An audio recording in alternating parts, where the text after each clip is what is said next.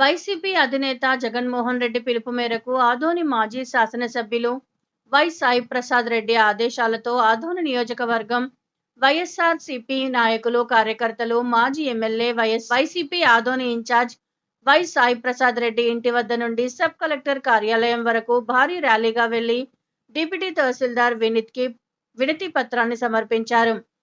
స్వేచ్ఛ వచ్చిందంట, స్వేచ్ఛ అప్పట్లో స్వేచ్ఛ లేదంట. వాళ్ళ పార్టీ అధికారంలోకి వచ్చి బీజేపీ ఎమ్మెల్యేలకు స్వేచ్ఛ వచ్చిందంట. ఆ స్వేచ్ఛ ద్వారా ఈరోజు అందరూ కూడా సంతోషంగా ఉండాలని చెప్పేసి చెప్పడం చేస్తాను. సిగ్గుచేటిది. ఎందుకంటే ఈరోజు చూస్తా ఉన్నాం, ఎక్కడ చూసి అరాసమే. ఇసుక తోలితే ఇబ్బంది, లేదా గరుసు తోలితే ఇబ్బంది.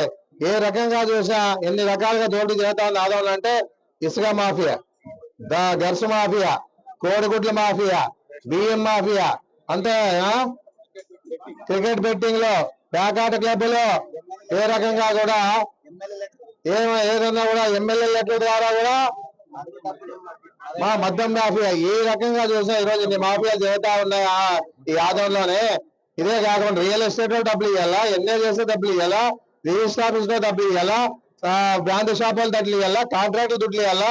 మళ్ళీ ఈ రకంగా ఇన్ని రకాలుగా ఆదోళన ఈ పరిపాలన జరుగుతామంటే వాళ్ళకి ఎవరు కనపడలేరా?